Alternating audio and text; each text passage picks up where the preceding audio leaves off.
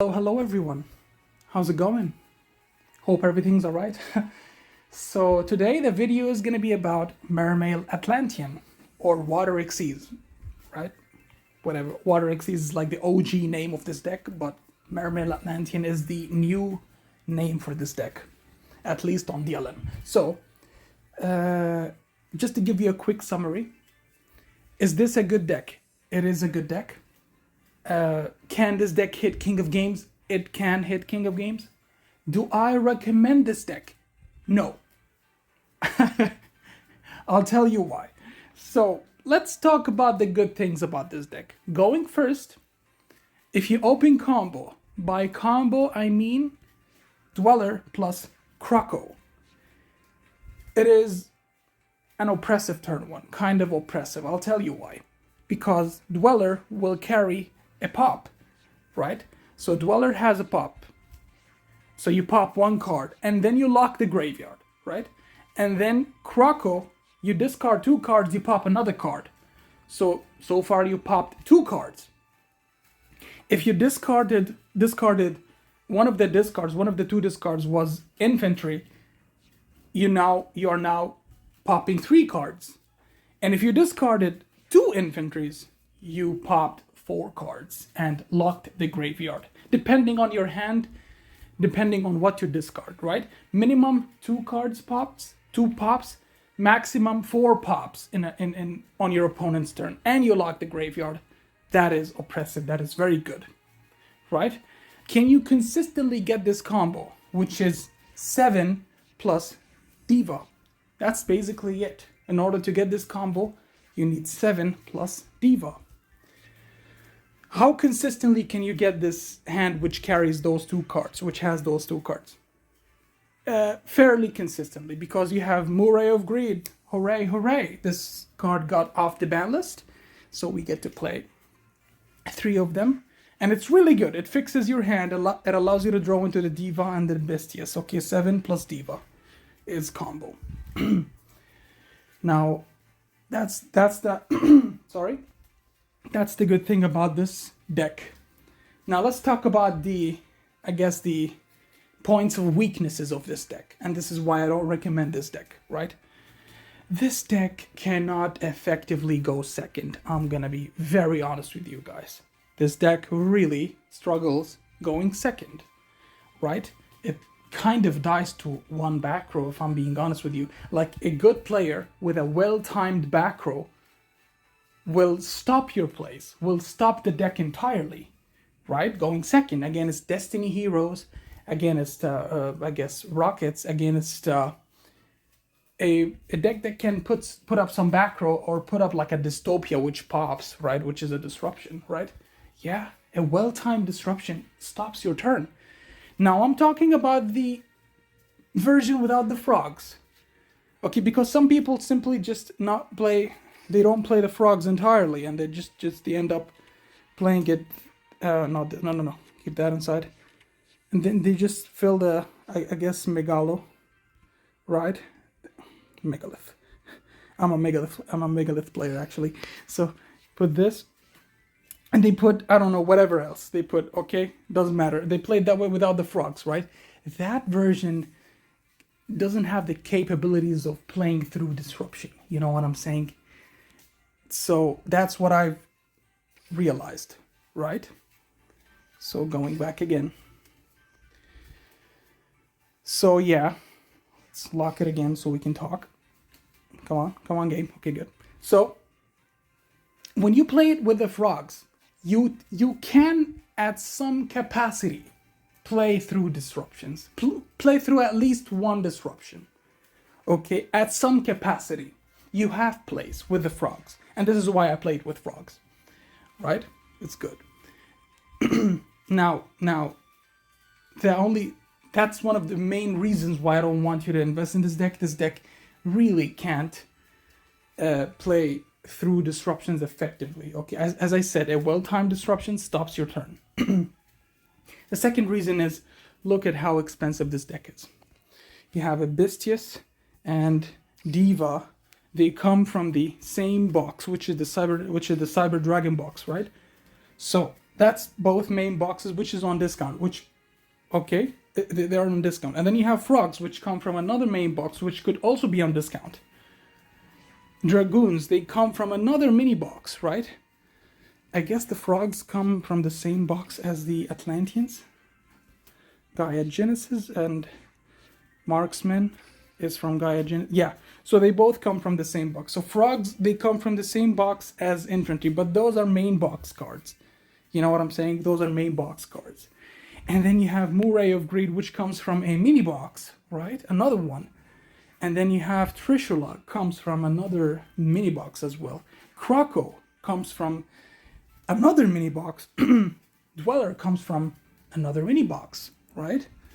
And then Shark, a main box card. You can choose to play it, not play it. Cat comes from the same box as Dragoons and Anemone, right? Anemone, Cat, and Dragoon, they all come from the same mini box. But what I'm trying to say is this deck is super expensive, okay? And it's just not justifiable for me to tell you guys to invest in this deck, pay 60, 70,000 gems on this deck, while other decks like 10 exists, which come from a mini box, right?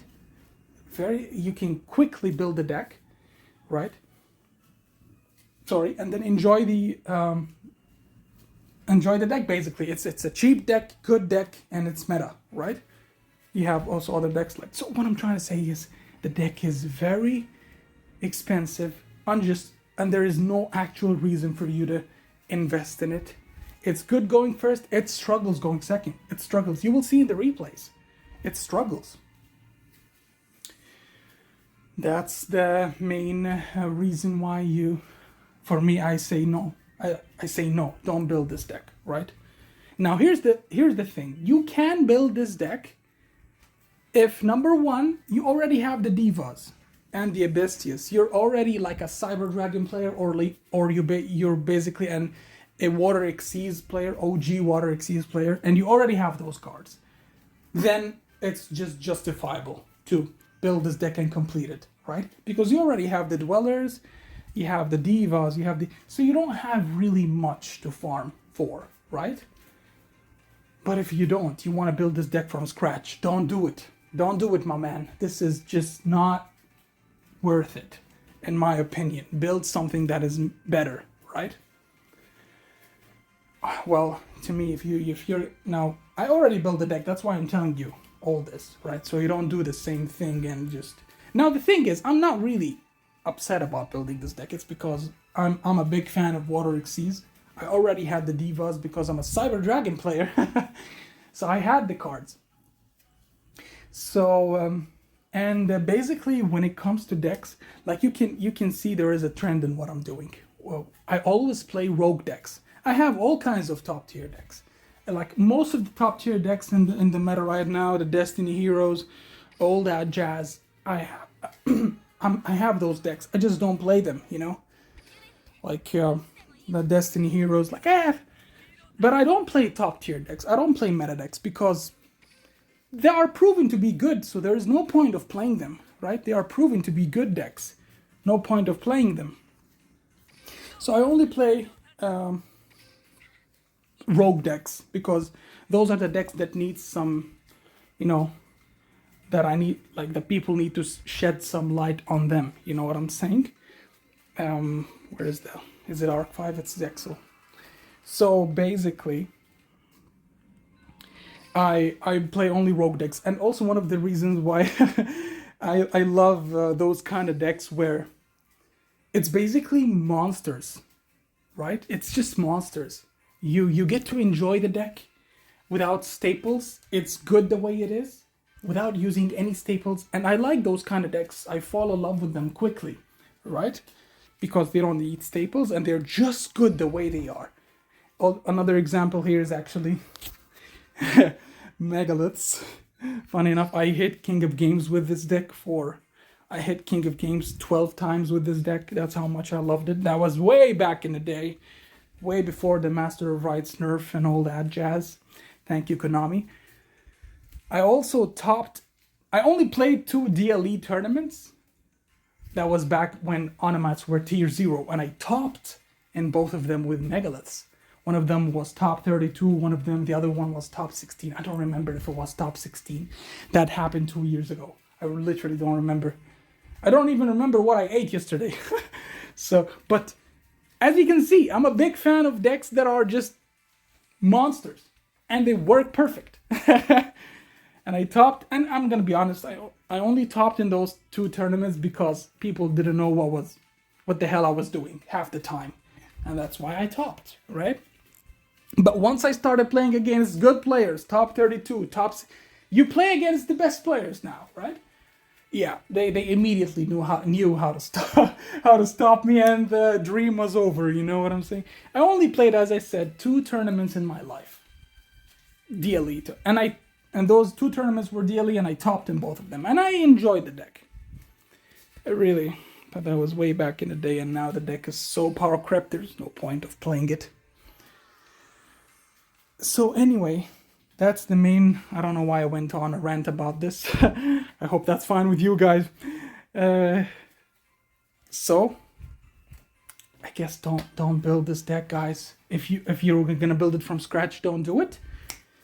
And the replays. Now the reason why I did 50 replays again, they're all done in fast. And the animations they're all done in high speed. Okay, they're not regular speed. So the main reason why I made 50 replays instead of 40 is because I was giving the deck chances. I was like, okay, let me just give the deck another chance. Okay, let me just play the Sentry.